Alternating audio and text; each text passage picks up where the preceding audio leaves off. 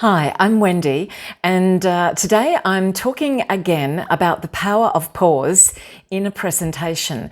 The other day I gave you some tips on how effective it is, and today I'm going to give you a few more tips on the impact of pausing and how effective it can be, and to give you some ideas on how you can do that.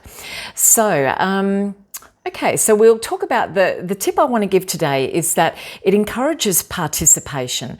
So when you pause, it's not just you raving on and rambling on.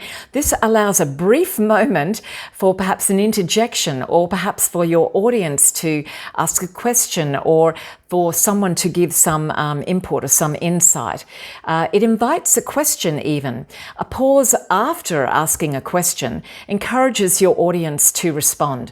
So it shows that you value their input, and it creates a more collaborative, a more conversational atmosphere. It's not just you talking at your audience, that you're talking with your audience. You're having, if you like, a conversation. Another tip I want to give is that the pause demonstrates confidence.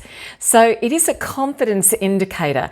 A speaker who can pause comfortably appears more confident and in control. So it shows that you're not rushing, that you're not desperately trying to get through the material and get out of there, which you may want to. You may feel like you want to do that, but slow it down, inject those pauses into your presentation, and the audience will feel that you are more in control, that you are composed, that you are confident in your content. It's a bit of a nervousness buffer as well too. So if you are feeling nervous, the pause allows you to take a short, reassuring little moment. So use that moment. Breathe a little bit, reassure yourself that you are on track, that everything is fine. It gives you just that little bit of time to gather your thoughts and regain that bit of composure if you feel that you've lost it. So I think it's a good thing to do. Dramatic effect. The pause has great dramatic effect.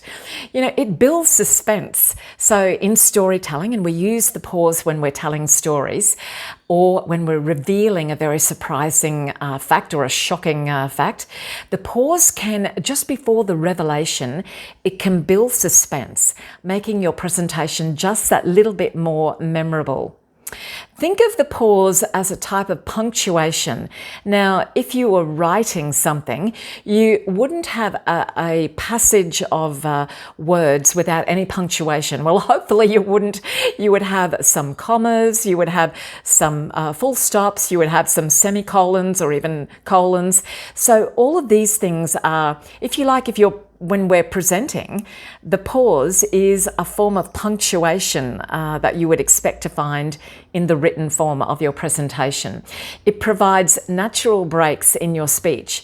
If you are reading from a passage and there is no punctuation, there are no full stops or no commas, well, you're not going to pause, and eventually you're going to run out of breath, and that's hardly natural, is it? So that pause, which I'm doing now to gather my thoughts, allows your audience to absorb what you're saying and to absorb that information more effectively. Okay, so let's have a look at how you can use your pauses very effectively in a presentation. Obviously, practice is key. Practice your timing. Rehearse your presentation to identify where the most natural parts of the presentation are, where you could use that pause. So you're not just going to pause anywhere. You're going to find where it would fit well and naturally into your presentation.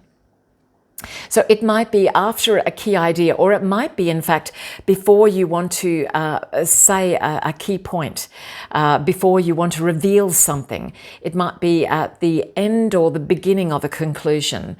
Breathe and smile. So when you use the pause, take this opportunity to take a deep breath and to smile if it fits with what you're saying.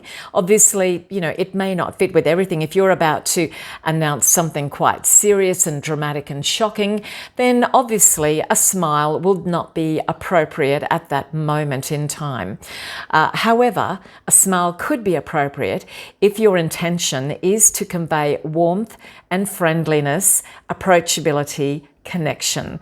So use that pause, particularly if you're, as I just did then, rattling off a list of things, and the power of 3 is a very important thing to do. So use the pause 1, 2, 3 to emphasize the point, especially when it comes to giving a list of things.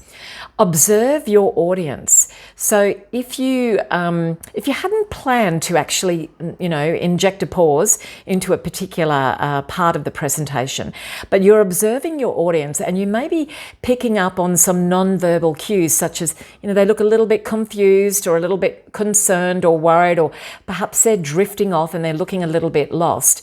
You can get them back in, refocus them, redirect them to what you're saying by injecting a pause into your presentation.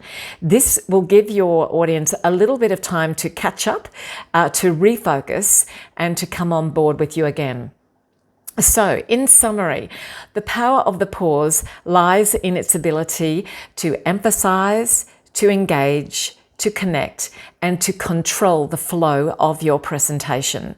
Mastering the strategic use of pauses can take a very ordinary presentation and turn it into a very compelling and memorable experience for your audience. So, good luck with the power of the pause.